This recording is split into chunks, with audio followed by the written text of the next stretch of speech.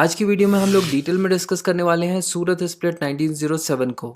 1907 में Indian national Congress का जो सेशन हुआ वो हुआ था सूरत में। इस सेशन में एक्सट्रीमिस्ट और मॉडरेट्स के बीच लड़ाई झगड़े हो गए और ultimately Indian national Congress split हो गई। सूरत स्प्लिट के कनेक्शंस जुड़े हुए हैं स्वदेशी एंड बॉयकॉट मूवमेंट से, जिसे हम पिछली वीडियो में ऑलरेडी डिटेल में कवर कर चुके हैं, और इसके अलावा मिंटो एंड मॉर्ली रिफॉर्म्स के साथ। वो कनेक्शन क्या है ये हम समझेंगे, और साथ ही ये भी समझेंगे कि एक्सट्रीमिस्ट और मॉडरेट्स हैं कौन और इनके बीच में लड़ाई झगड़े क्यों हुए। तो सबसे पहले बात करते हैं कि ये एक्सट्रीमिस्ट और मॉडरेट्स हैं कौन। बेसिकली कांग्रेस के अंदर दो तरह के लोग थे और इनकी आइडियोलॉजी और काम करने के तरीके के बेस पर इन्हें एक्सट्रीमिस्ट या फिर मॉडरेट कहा जाता है। मॉडरेट्स चाहते थे ग्रेजुअल कॉन्स्टिट्यूशन रिफॉर्म्स, यानी ब्रिटिश गवर्नमेंट के कामकाज और पॉलिसी मेकिंग में इनकी हिस्सेदारी, ताकि देश के लोगों के लिए ब्रिटिश गवर्नमेंट जो पॉलिसीज़ बना रहे हैं उन्हें थोड़ा बेहतर किया जा सके। जबकि एक्सट्रीमिस्ट चाहते थे सीधे सेल्फ गवर्नमेंट, यानी स्वराज, मतलब गवर्नमेंट देश के लोगों की ही होनी चाहिए, ब्रिटिशर्स की नहीं। मॉडरेट्स के मेथड्स थे पेटिशन, प्रेयर्स, पब्लिक मीटिंग्स और पीसफुल प्रोटेस्ट, जबकि एक्सट्रीमिस्ट रेडिकल मेथड्स पर बिलीव करते थे, प्रेयर्स और पेटिशन पर नहीं। मॉडरेट्स ब्रिटिश गवर्नमेंट की फेयर पॉलिसी पर यकीन करते थे। उन्हें लगता था कि सारे फैक्ट्स और प्रूफ अगर दिखाए जाएं तो ब्रिटिश गवर्नमेंट को कन्विंस करके डिमांड्स मनवाई जा सकती हैं। जबकि एक्सट्रीमिस्ट बिलीव करते थे कि ब्रिटिश गवर्नमेंट को प्रेशराइज करके उनसे डिमांड मनवानी चाहिए। एक्सट्रीमिस्ट मानते थे कि अगर पूरा देश एक साथ खड़ा हो जाए तो ब्रिटिश गवर्नमेंट इनके सामने टिक ही नहीं सकती। इंडियन नेशनल कांग्रेस एस्टेब्लिश हुई थी 1885 में। तब से लेकर 1905 तक कांग्रेस में मॉडरेट्स का दबदबा था। वैसे भी एक्सट्रीमिस्ट की संख्या वैसे ही काफ़ी कम थी, तो मॉडरेट्स जो भी चाहते थे वही होता था, और इसीलिए 1885 से 1905 को मॉडरेट फेज कहा जाता है। लेकिन 1905 में ब्रिटिश गवर्नमेंट ने बंगाल का पार्टीशन कर दिया, जिसके अगेंस्ट बंगाल में नहीं पूरे देश में स्वदेशी और बॉयकॉट मूवमेंट शुरू हो गया। लेकिन कमाल की बात यह है कि ये मूवमेंट इंडियन नेशनल कांग्रेस के नेतृत्व में नहीं हो रहा था। कहने का मतलब देश में नेशनल मूवमेंट उठकर खड़ा हो गया है, लेकिन देश की एकमात्र नेशनल ऑर्गेनाइजेशन इसका नेतृत्व नहीं कर रही है। तो एक्सट्रीमिस्ट लीडर्स जो हैं वो इसके लिए मॉडरेट्स को जिम्मेदार मानते थे, और इस बात में सच्चाई भी है क्योंकि मॉडरेट्स ब्रिटिशर्स के खिलाफ खुलकर सामने नहीं आना चाहते थे। और इसका मेन रीज़न ये है कि British government Minto Morley reforms लेकर आने वाली थी, जिसे लेकर मॉडरेट्स काफ़ी होपफुल थे कि अच्छे दिन आने वाले हैं, यानी कुछ अच्छे चेंजेस देखने को मिलेंगे। जैसे प्रोविंशियल और इम्पीरियल लेजिस्लेटिव्स में इंडियंस के लिए सीट्स बढ़ाई जाएंगी। इसके अलावा मॉडरेट्स को ये भी डर था कि अगर ब्रिटिश गवर्नमेंट को लगा कि कांग्रेस ब्रिटिश गवर्नमेंट के खिलाफ देश में गुस्सा भड़का रही है तो मिंटो मॉर्ली रिफॉर्म पर इसका बुरा असर पड़ेगा। वहीं दूसरी तरफ एक्सट्रीमिस्ट का कहना था कि पूरा देश उनके साथ है, अगर कांग्रेस चाहे तो ब्रिटिश गवर्नमेंट को प्रेशराइज कर सेल्फ गवर्नमेंट की डिमांड मनवा सकती है। तो एक्सट्रीमिस्ट बेसिकली ये कह रहे थे कि अच्छे दिन कुछ नहीं आएंगे, यही सही समय है, मार दो हथौड़ा। लेकिन मॉडरेट्स उनका साथ देने के लिए तैयार ही नहीं थे, क्योंकि उनका टारगेट था मिंटो मॉर्ली रिफॉर्म्स, और उन्हें लग रहा था कि भैया ये एक्सट्रीमिस्ट उनको प्रेशराइज कर स्वदेशी मूवमेंट में फंसा कर उनका बना बनाया प्लान चौपट कर देंगे। तो जब 1905 अक्टूबर में बंगाल का पार्टीशन हुआ, उसी साल दिसंबर में कांग्रेस सेशन वाराणसी में हुआ। इसके प्रेसिडेंट बने जी.के. गोखले। इस सेशन में डिसाइड किया गया कि कांग्रेस स्वदेशी एंड बॉयकॉट मूवमेंट के साथ है।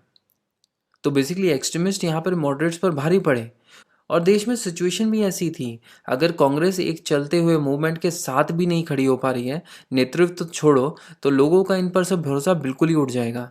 तो मॉडरेट्स को इस प्रेशर के सामने झुकना पड़ा। इसके एक साल के बाद इंडियन नेशनल कांग्रेस का 1906 सेशन कलकत्ता में हुआ।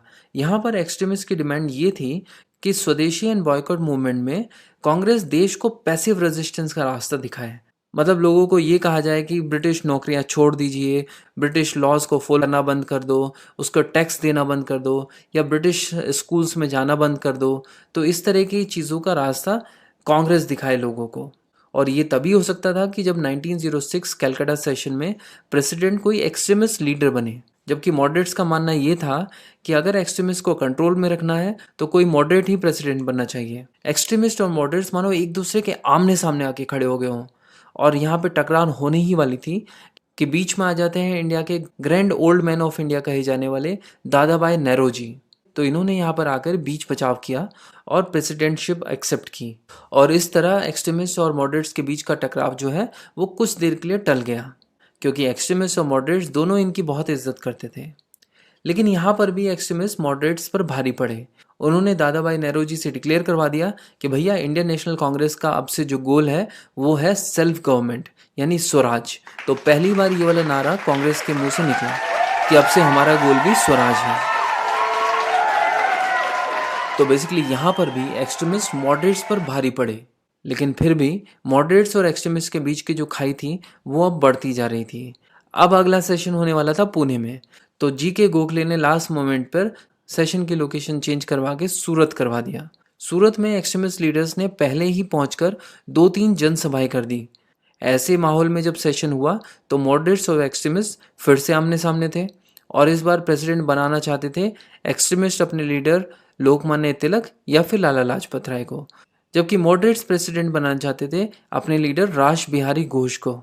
और वोटिंग के बाद फाइनली मॉडरेट्स के रास बिहारी घोष 1907 सूरत सेशन के प्रेसिडेंट बने।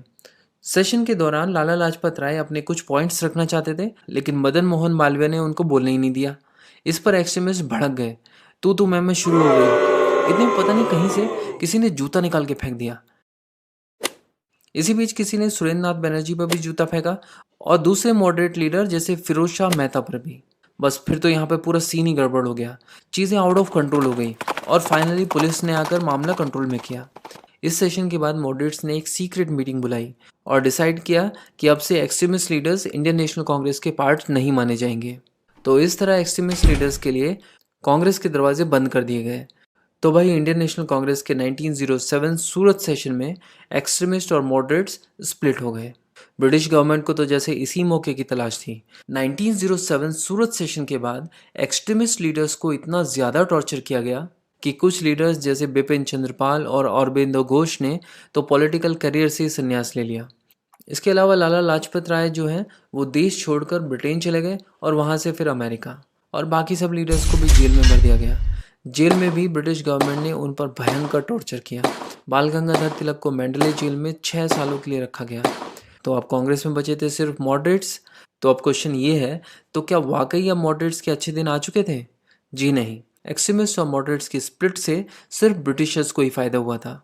वो इसलिए क्योंकि मॉडरेट्स ने ये बात कभी भी रियलाइज़ नहीं की थी कि ब्रिटिशर्स कहीं ना कहीं कांग्रेस की बातें इसलिए सुनते हैं क्योंकि एक्सट्रीमिस्ट उनके साथ हैं। वो ये बात समझते थे कि अगर कांग्रेस की डिमांड्स पूरी नहीं की गई तो एक्सट्रीमिस्ट मॉडरेट्स पर हावी हो जाएंगे और कांग्रेस कुछ रेडिकल स्टेप्स ले सकती है। वहीं दूसरी तरफ एक्सट्रीमिस्ट ने भी कभी ये रियलाइज़ नहीं किया था कि उन्हें जो पॉलिटिकल लिबर्टी मिली हुई है उनके एक्सट्रीमिस्ट तौर तरीके के बावजूद उसके पीछे मॉडरेट्स हैं। अब यहाँ पे भी देखा जा सकता है कि जैसे ही उनको इंडियन नेशनल कांग्रेस से निकाला गया तो ब्रिटिश गवर्नमेंट ने फुल फोर्स के साथ उन्हें सप्रेस कर दिया। सब